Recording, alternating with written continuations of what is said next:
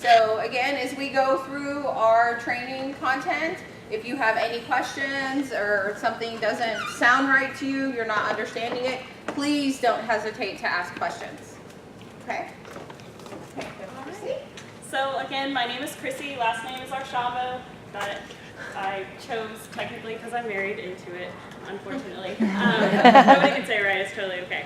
I am the outreach coordinator in the Office of Admissions. I'll be going over admission stuff. As she said, please stop me if you have questions. We are covering a lot of things. We are also covering things quickly. So what you see on the slide is definitely not what all I could tell you about it. We're kind of cutting it short in order to get everything in. But I do feel a little bit better because I found out my slide presentation is only 44 slides, financial aid is like 70. So I feel slightly better that I'm not going to like drone on and on for y'all. So again, let me know if you have questions and we will get started. All right, so the main thing to remember about admissions, there are basically three main types of students. So you've got undergrad students, domestic, international undergraduate students, and then graduate students that includes both domestic and international students. So with that, there are three different offices that serve those students. There are actually, and there, sorry, if you could get the next slide. Oh, the next one? Yeah. Okay. So again, three different offices that serve those students. Those students can be broke down into multiple things, but it's again important to remember, undergrad, it is split between domestic and international. Those are completely separate. Whereas graduate includes both. So if you've got a graduate student, it could be an international or a domestic student. And the same office deals with both of those. Let's see if this works. No, I didn't get it saved yet. Okay. Actually, you can keep it for just a sec. Okay. It kind of breaks it down if you'll see on that slide. The domestic undergrad does serve not only U.S. citizens, but also permanent residents, undocumented immigrants, refugees, and asylees. So another thing to keep in mind, we do kind of cover that group of students that you wouldn't maybe necessarily think we do. International office also serves intensive English students. So students who need to go through that before getting into the complete program. Okay.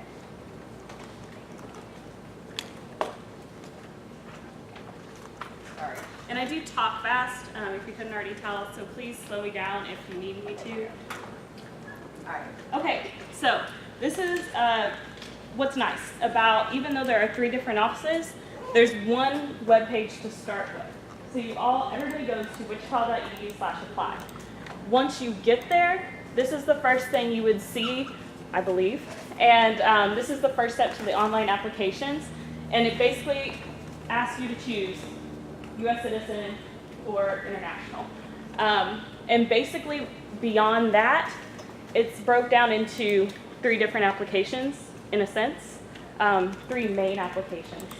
Now, I believe y'all are getting ready to go in and kind of look at these applications right after this slide. So what I will say is that the undergraduate admissions application will mirror what this first page looks like. The international and graduate will look very different. And that is because the undergraduate admissions office has an application through a company called Royal & Company. So it's a different look, different feel, and that's just the way we're doing it right now. And the graduate and international are still through Banner self-service. So they do have a very different look to them. So if you have questions as you go, let me know. I will try to help you through as best I can. But again, it's nice because there's this one jumping page for everybody. And it's a great way to just send students there, and it walks them through to determine what kind of student they are. Any questions on that? Okay. So, as I said, you all are getting ready to go through and check out our website and also the online admissions application. So if you could pick a partner and pair up into twos and kind of sort through that. And let me know if you have questions.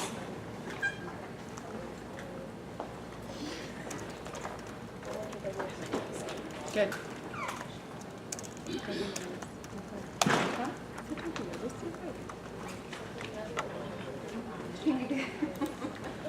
Like maybe 5-10 minutes. No, Stephanie will kind of let me know. Yeah, she kind of.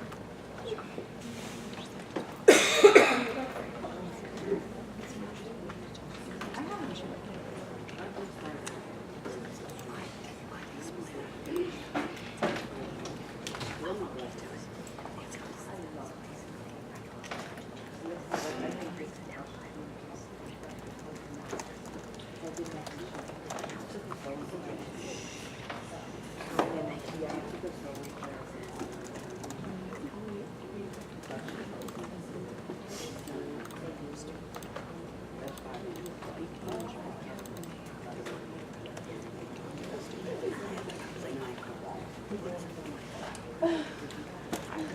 I will say that, I mean, that's not necessarily something that, it's just more like knowing. Because of English doesn't seem like something that it's not for some places it's for Wichita. Can we look at the tuition website? I will definitely. Is it value or is it Wichita tuition?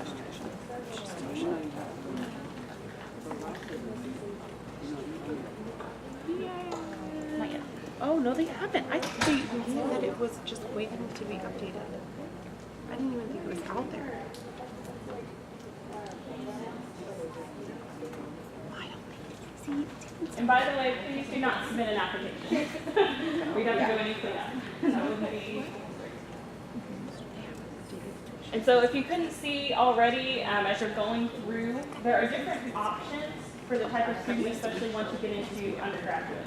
And we are going to break that down a little bit more, so I'll explain the different types. So you're not just like, oh, okay, I don't really know what this person is. And then also if you are in the freshman undergraduate application, you will see self-service grades. If you get further into the application, basically what that allows students to do is that allows them to report their high school grades and their test scores unofficially without having to send in transcripts just yet. So they can, at the bottom of the page, they can do save and continue, but Yes. not submit, right? When they get to the point that where it would say submit. what do you mean? If they save and continue, is that going to create like an? Yeah, it will, actually. Okay, so don't do save and continue. Unfortunately, I would say at this point, do not do save and continue, just because basically once you hit that, you actually create an account. It's not the end of the world if you do. It's just a floating thing. Okay, so don't do save, don't do save and continue at the bottom. Yeah, that's going to come up before we get there. It's 8:30 in the morning. That means it's real. Listen, Oh, yeah. I thought that was a siren. so did we. I get it's the We did too. We were joking and we said, listen, we're from Kansas. You don't mess around with that noise.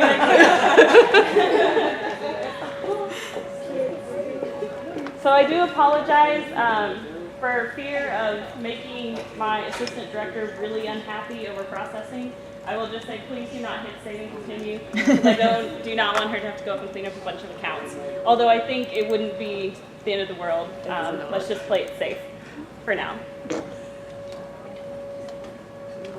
Probably. No, you won't see it. It'll be in a different report altogether, but it should be. See, that's the thing. I say it in old sense, but they only pull through to reporting services. They never pull through to an actual anything else, unless Royal is completely different. Which I'm just gonna look for a minute. Or just ask questions about it. Just ask.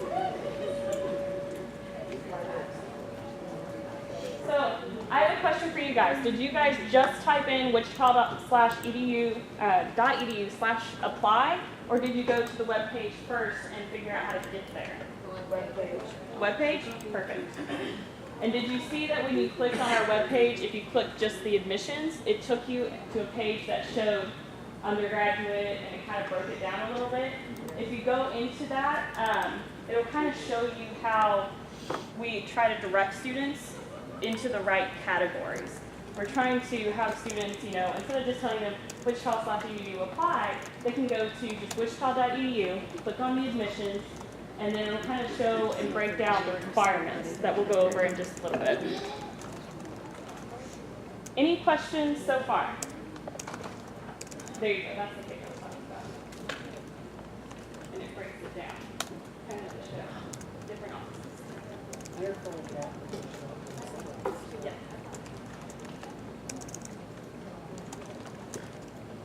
No, usually it's their mom doing it for them.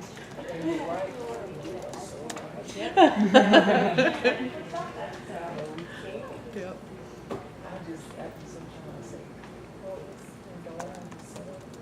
She'll know how to be big kid. I used to yell. I mean, it was never at a parent, but my comment was, "Cut the cord! Cut the cord!" Yeah. Let it go. Let it go. Now I have a 4-year-old son, and I'm like, okay, it's okay, mommy will do everything.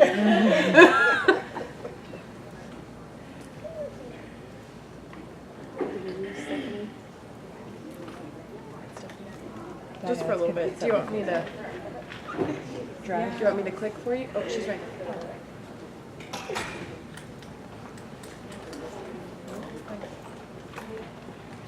Are they done? I think so. Yeah. Okay. Good on don't have any questions right now.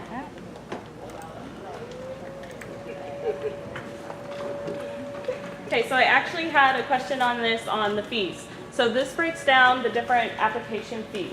Again, there are 4 options broken down by domestic or international. So undergraduate, if you're domestic, it's $30. International undergrad is $65. Domestic graduates are $50. And then graduate international students pay $65. These are non-refundable. Every now and again, students complain about this, but you just have to explain that there is a processing cost. It does cost us to process these applications. So just keep that in mind if students are upset or anything like that. So the next slide shows our old tuition and fees. These have not been updated, so you will see those only go through summer 2014. Unfortunately, we are basically just waiting on them to update this website. So wichita.edu/tuition, if I can talk, would be where you would go to find this exact same chart, and that is not our office to update. So we basically have to wait on them. And at this point, we know it's more. We do have our Kansas Board of Regents approved an increase. So we know it's going to be more. We don't really know what it's going to look like. We know the fees are going to look different. We also have parking that is now going to cost students. A lot of drama surrounding that. A lot of kinks to get worked out still.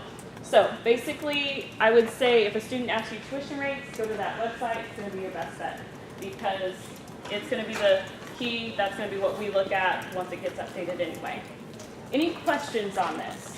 I have a question. Uh-huh. So on the website, Yes. how it's broken down, will it have a total column so that they can add the tuition plus all their fees? Or do There they is- just have to add it manually? There is a different web page that allows you to do like a cost estimation. So Okay. basically you can estimate how much it's going to cost you and then basically including tuition and fees. Okay. Another thing to keep in mind is tuition and some of the fees are, tuition and some fees are per credit hour.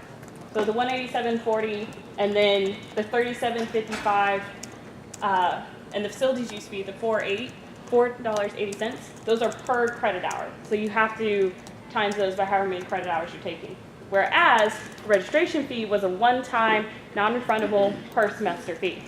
Again, this is changing. So I apologize. We were hoping that they would have this all updated by the time I got here. Obviously they do not. I just had Lisa check.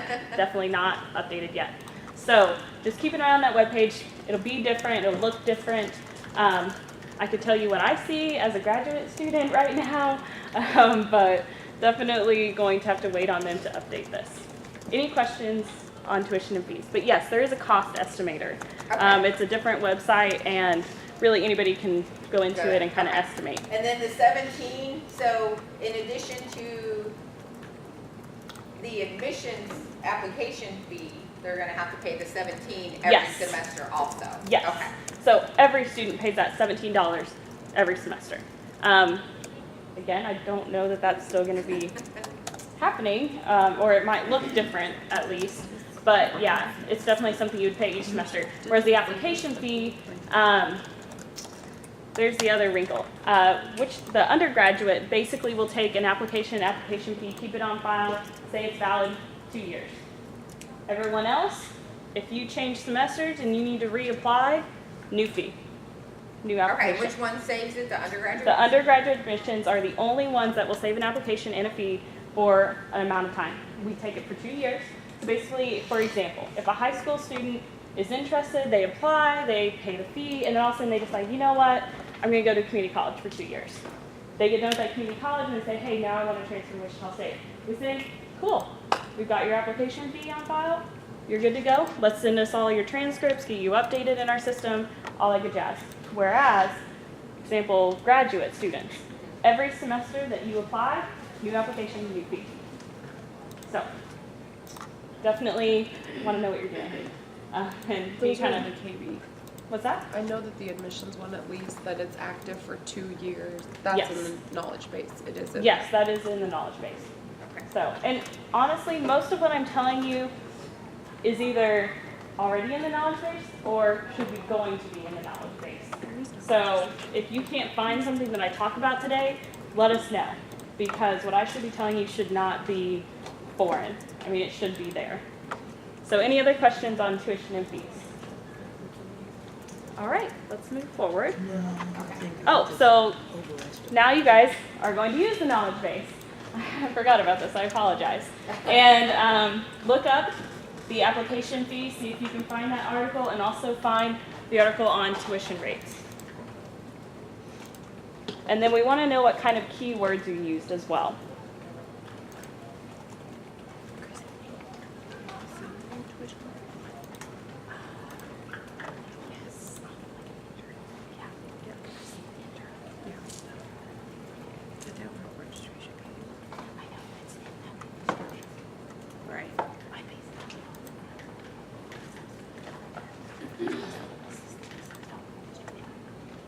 But it's per credit hour now, it's not. It's flat fee.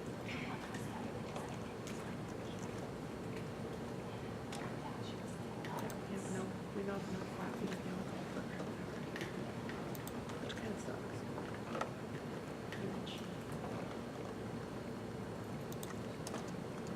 I do, I have to wait now. I have to wait, I'm not a Kansas resident anymore, so I have to wait. I know, that's. No, you are. Are you sure? How graduated from high school? You're all over campus. I moved out of state for more than a year. It doesn't? I don't think that matters. She graduated from campus. No, you're right. That's who we send all our questions to. Yeah, oh, now that you say that, I think we can make it. Everybody getting that? I've got the comprehensive fee schedule. Yeah, I've got it up.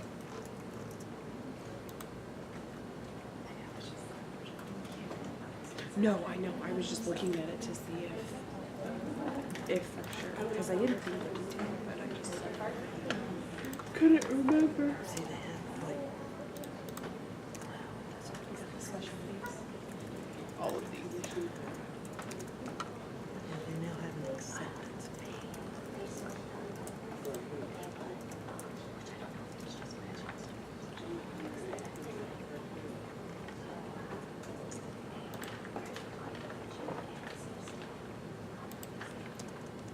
Everyone's? It was just for the entire university.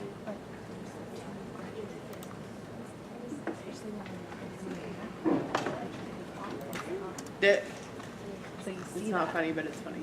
Yeah. So, All right, everybody found them so far?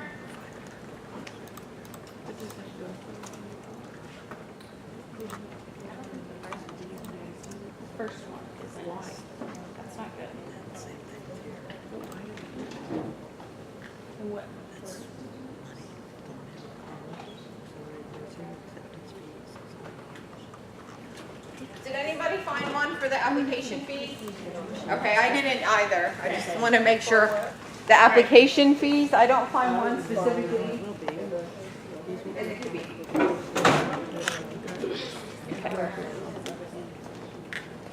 That's how can I get it waived?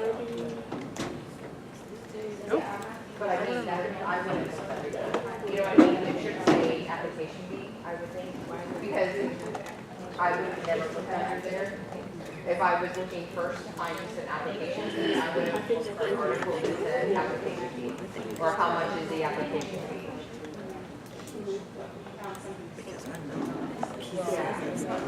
There isn't. What the hell?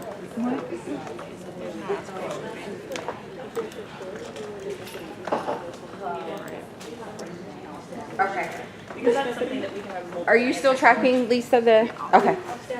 Yes. What did you find? Why are any fees associated with accounting for undergrad admission? Oh, yeah. That says Okay, but that's international specifically admission. undergraduate. There should be 3 KB articles. Okay. Separate. But, I mean, there's not a chart or a fee that's specific to all of the application fees. Well, and technically, even if it said undergrad, if it said I'm an undergraduate student, what's my fee gonna be? You need to know, are they domestic or international? So it might be helpful to have both those folks in that knowledge base to be able to see that. So, Chrissy brings up a good point. She keeps throwing around that word domestic. But if you have a caller on the phone or student on the phone, instead of the domestic part, what would you ask them? How would you phrase that so you didn't, remember yesterday we've decided we're not going to use the term domestic when speaking with the student. So Nicole, you're going to answer that?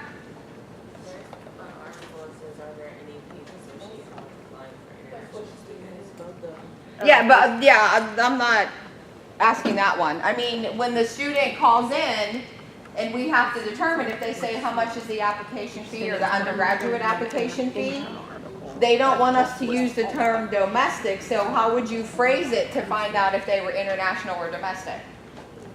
What would you ask them? I would say I'm No. a U.S. citizen. Are you a U.S. citizen or are you an international student? Okay? Yeah. U.S. Remember- citizen's usually the best route. Yeah. Yes. Or permanent resident. Yes. Are you a U.S. citizen or permanent resident? Is a U.S. citizen, or then if they say yes, I'm a citizen, then you kind of it's a drill down type of Yeah. Yes. thing. If you're, because sometimes they, You I mean, can- they know, but they just won't tell you. Well, and you can hear a hesitation. So if someone, Yeah. you ask, are you a U.S. citizen? And they're like, well, that's obvious that, okay, are you a permanent resident? Are you a refugee? Like, things like that you can start drilling down on. But if you are like, are you a U.S. citizen? They're like, yep. I mean, that's usually a pretty solid answer. And then plus, on the application, if they start filling out the application, we will ask those specific questions to kind of, again, drill down, see what type of student they are. Because, especially, for example, like permanent residents, we need a copy of their permanent residence card. So, when we see that, we ask for more paperwork, pretty much, to make sure that they're here legally and, they don't need any extra help or things like that. So. All right, so it sounds like everybody was sort of able to find everything and use the keywords correctly. So, deadlines. For undergraduate admissions, deadlines for getting admitted is basically 1 week after the start of classes. We encourage students to get admitted way, way sooner than that because we're not ready to cover when it comes to processing time. But technically, we do have students that we will admit during, that first week of classes. They are special circumstances, though, with those students. We require very specific things. Those are probably going to be considered an escalation, honestly, up to a certain point. I'll mention those types of students that are getting admitted that first week of courses as we get into the presentation a little bit more. But basically, for undergrad, we'll take them really up until classes start. But we encourage students to get admitted early based on processing time. It also helps them, getting into classes sooner, so then they actually get the classes they want. Because if I can talk again, classes will fill up. So sometimes students are coming here for very specific courses, and they need to get admitted early to get into those courses, as well as scholarships, things like that. Graduate school, they have very specific deadlines to the program. So the way to think about the graduate school is that you've got the graduate school as a whole, and then there are many programs underneath that. So the graduate school has their deadline, and then each program has a deadline. And the important thing to remember is that the student must meet the earliest deadline. So for example, graduate school, I'm not 100% on this, but let's say their deadline is March 1st. But the program that a student is interested in, let's say a psychology doctorate, their deadline is February 1st. They must have all their application materials in for not only the grad school, but also that program by February 1st, even though the grad school deadline is later. Does that make sense?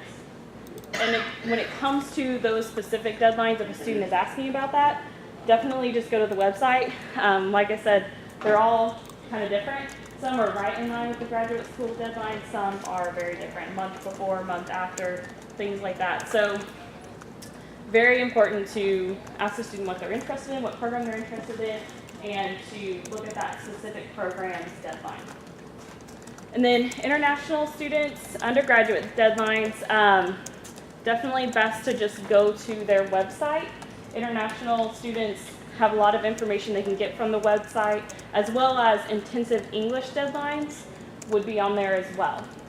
Does everybody understand what intensive English is, what that program would consist of?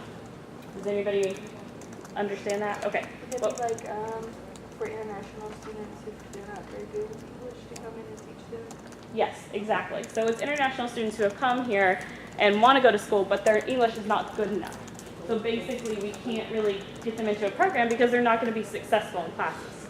So we send them through this intensive English program in order to help them get better at English, and so we know they'll be successful in class. So are we taking the technical test for you all to determine? Yes, and I do have some admission requirements for international students, and we do look at TOEFLs. And so basically, my understanding is that that's not good enough. Let's push you towards into English. Let's see if we can help you get to the point you need to be. Make sense? All right. Okay, so when it comes to entrance and placement exams, ACT and SAT, we take both, and basically we'll look at which one's better in a sense. For undergraduate students, we highly recommend that they take the ACT or SAT and that they have those submitted officially. So basically we would want the students, when they go to take the test, to tell ACT, SAT to send them to us directly. Just because that's the quickest, easiest way for us to get it. We know it's official, we're good to go. Technically, they are not required for admissions purposes. And I'm going to break down all the admissions requirements here in just a little bit. So just keep in mind that technically, and you'll understand what I'm saying once we get there, it's not required to get you admitted. However, it is very, very helpful for when it comes to getting you into certain classes. So making sure you're in the right math, the right English class, things like that. And it looks like most of that we'll cover in the requirements as well. So you'll see things kind of twice in a lot of places. So just kind of helping highlight some really important details. So for placement exams, again, we look at the ACT, SAT scores to see where you would go for the math and English courses. And basically, to see those required scores, there's a perfect website, wichita.edu/placement exams, to kind of show where you would fall on that. And then we will be having, starting in spring 2015, Spanish placement exams. And those will be administered online. And then you can see all those scores, by the way, through self-service banner. The students can see their own scores. And we would like, and Lori might be able to back me up on this, it's really important to have those done maybe hopefully before the advising appointment so that the advisors can better help you get into classes and things like that. Yeah, if they don't have it and they need to be enrolled, basically we have to put them in the remedial section Yes. because they don't have to have a placement test for math 011. And then they would have to drop an ad and it's a little more complicated. Exactly. So if students are asking, do I need to do this? You know, it's really to the benefit of the student. It really helps the student get into the classes they want sooner. Don't have to worry about adding, dropping. Don't have to worry about if, oh, you know, I don't need to be in remedial English or something. Well, now you might be stuck with it, or you might have to wait to take it because the other upper division classes are closed. So Now, And when the it- remedials won't count against their grade point average, right? No, but it won't count towards their hours for graduation either. Either, okay. Yep. All right, so for graduate students, it's important to note the grad school as a whole. So again, the overarching grad school does not require the GRE or the GMAT. So that's kind of nice in some ways, but some programs might require it. So that's why we really push students to look specifically at the area that they're interested in for their graduate degree, because those programs have very specific requirements that must be met, even though the grad school doesn't necessarily require it. So, any questions on entrance or placement exams? All right, so moving on, talking a little bit about basically transfer credit as a whole. So it's important to know just as a whole that we do take transfer credit, especially when it comes to undergraduate transfer credit. We will evaluate that. That Wichita.edu/transfer, that website is key, very much key, because basically what that will take you to is a website that is a transfer equivalency website. Basically the students can go in, they choose their previous institution, they choose the class, they choose the class level, it'll automatically show them how it transfers to Wichita State. However, important to keep in mind, that website only shows the classes that we have evaluated as an institution. So just because it's not on there doesn't necessarily mean we won't take it and that it won't transfer over just fine. It just means we haven't evaluated it. So we do offer those evaluation services. It is a process. So that's where, unfortunately, it's a little bit kind of a unique process, takes some time. So it's, again, not saying we won't take that credit. It's just might take a little bit for us to get that transfer credit evaluated into our institution. And obviously that's no charge. We will do that. We're trying to work on that process as an institution. And basically we'll take it from any institution that's accredited. All right. Then for the graduate program, they do take transfer work. It's very much more strict. You know, it's a higher level of a degree. They want to make sure that, you know, you're ready for that degree from our institution. So they have a very specific process, a very specific website to make sure that the transfer work you're bringing in will still count for them. So, and I'll be saying that a lot. I'll be saying grad school, you gotta look at the program, gotta look at the program, because it really is all about each specific degree and program. All right. All right, so now we're going to get into the more of the breakdown of the three different main types of students. So first we're going to look at undergraduate domestic students. And this is kind of just a general overview. At our undergrad admissions office, it is a rolling admissions. So basically, we process applications as they come in. So there's not really anybody that gets bumped ahead at this point. So if a student walks in, says, here's my application, here's my official transcripts, we don't necessarily say, oh, let's go back and do that right now. We don't do that. It's really on a first come, first served type basis. I will say that when it comes to closer to the beginning of each semester, when we have maybe that higher volume, we are probably going to look more at, say, the fall semester is obviously getting ready to start. We're going to look at those fall transcripts and those fall applications probably a little bit quicker than we do those spring.